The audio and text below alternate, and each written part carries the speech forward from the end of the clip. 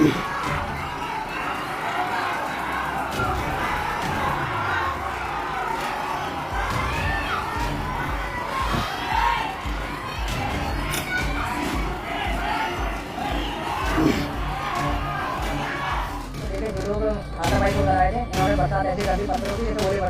रहे थे कि इंशाअल्लाह हमारी सरकार आएगी तो हिंदुओं का हरना बंद होने कर देंगे।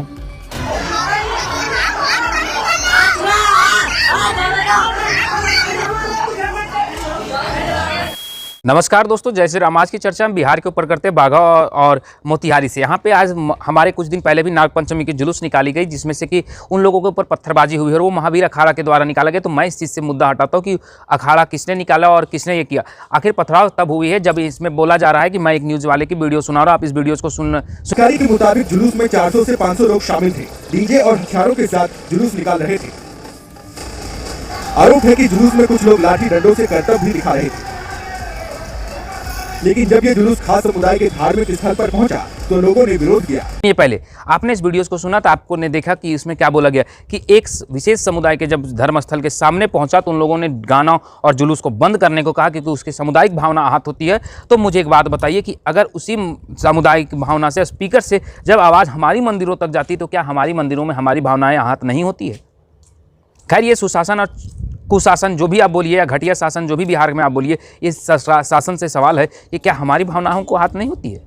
आप पत्थरबाजी कर रहे हैं। मैं दूसरी वीडियो बरेली की दिखा रहा हूं, जिस जगह पे आप देख सकते हैं कि किस प्रकार से लोगों ने अचानक पत्थरबाजी शुरू कर दिया है। देखिए पहले आप इस वीडियो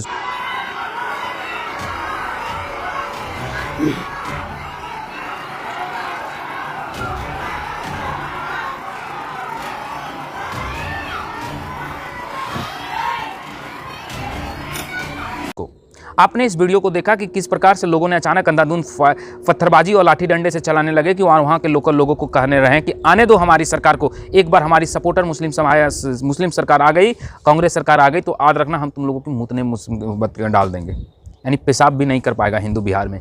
वो स्थिति में तुम्हें बरेली में हम ला करके खड़ा कर देंगे। यहाँ के लोगों का बोलना है। आखिर सोच कर देखिए स्थिति क्या आ रही है हमारे देश में। और सुशासन बाबू, चूशासन बाबू, कुशासन बाबू या घटिया शासन बाबू, जो शासन बाबू बोलना है, बस इस शासन बाबू को इतना तो बोलिए कि नींद से जागो बाबू, कम से कम नींद से जागो। तो अब यही घटना जब नूह और मेवात में हुआ तो 1600 से 3000 घर में जब जेसीबी चला तो ये लोग छाती पीटने लगे और बोलने लगे कि हमारे घरों को तोड़ा जा रहा है। आखिर बताइए लतखोर नहीं तो आखिर हैं क्या? हम आपके धर्मस्थल के सामने से नहीं लेके जा सकते तो फिर आप बताइए, आपकी धर्मस्थल की आवाज़ हमारी धर्मस्थल तक आती तो हमारी भावनाओं को क्यों नहीं आहत होती? ये घटिया शासन कब समझेगा बिहार का कि हमारी भी भावनाएं हैं भैया, हम अपनी मंदिर में हैं, हमारी मंदिर में क्यों आवाज़ आती है?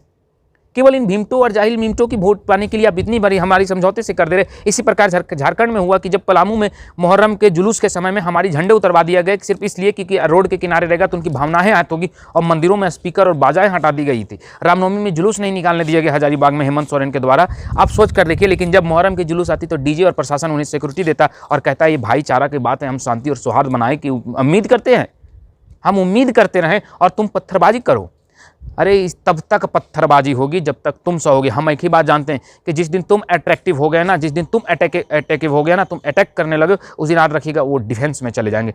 तब तक वो अटैकिंग है, तब तक आप डिफेंसिव हैं। जिस दिन आप अटैकिंग हो जाइए वो डिफेंसिंग में आ जाएंगे। आपको समझना होगा कि आप डिफेंस के बजाय अटैक करना पसंद कीजिए। जब तक हिंदुस्तान डिफेंस करता रहा तब तक पाकिस्तान अटैक करता रहा। जिस दिन सरकार बदली और हमने अटैक करने की शुरुआत कर दी, आज वो डिफेंस में लग गया। वो अपनी बचाव के लिए दुनिया, म्यांमार और चीन और अमेरिका के पीछे दौड़ रहा है कि हमें भारत से बचाओ। इसे कहते हैं अटैक करना।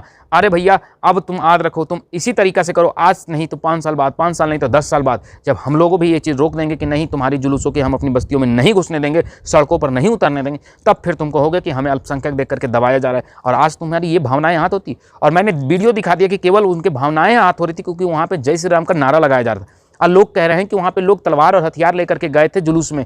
40,000 का या 4,000 का भीड़ तारे, मूर्ख और जाहिल व्यक्ति। तो जुलूस में 4 व्यक्ति की जाएगा क्या? ये कंधा देने के लिए जा रहा है। 4 व्यक्ति का भीड़ क्यों जाएगा? 40,000 की भीड़ अगर झंडे में नहीं जाएगी तो किस में जाएगी? केवल आप सोच कर देखिए कि हिंदुओं की आस्था के साथ कैसा खिलवाड़ है। आप उनके धर्मस्थल के सामने जाकर के राम नाम लीजिएगा तो आपको पत्थर पड़ेंगे, और वो अपने धर्मस्थलों से स्पीकर से आपको सुबह सुबह 6 बजे कान फाड़ करके उठा देंगे, तो भी आपको वहाँ पे उठ करके भाईचारा की बात करनी होगी। देखिए इस देश की दोगले राजनीतिक और संवैधानिक स्टैंडर्ड को, अब इसे हम स्टैंडर्ड ना बोले तो क्या बोले, और सत्ता शासन की घटियापा को। जो आप इस नीतीश कुमार को सोचिए कि वही व्यक्ति है जो रोज़ा कभी नहीं रखता लेकिन रोज़ा इफ्तार। तो ये लोग घटिया लोग हैं।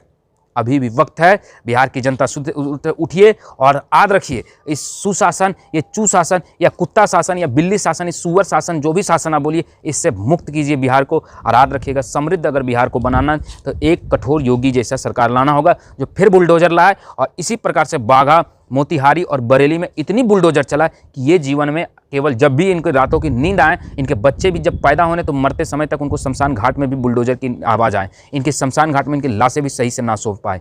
उस तरीका का सरकार लाओ, याद रखना, तभी बच पाओगे। तुम बहुसंख्यक होने के बाद भी अगर पिटते हो तो गलती तुम्हारी है। खैर दोस्तों, धन्यवाद, बने रहिए मेरे साथ। मैं रोशन कुमार फिर से लेकर आऊंगा नई वीडियो आपके लिए। और हिंदू राष्ट्र और आपकी और हमारी सभी की एक अधिकार और सुनिश्चित करने के लिए कि हमारी उत्तरदायित्व क्या है और हमें किन चीज़ों के लिए लड़ना चाहिए, एकजुट होना चाहिए, इसके लिए मैं फिर से वीडियो लेकर आऊंगा। धन्यवाद।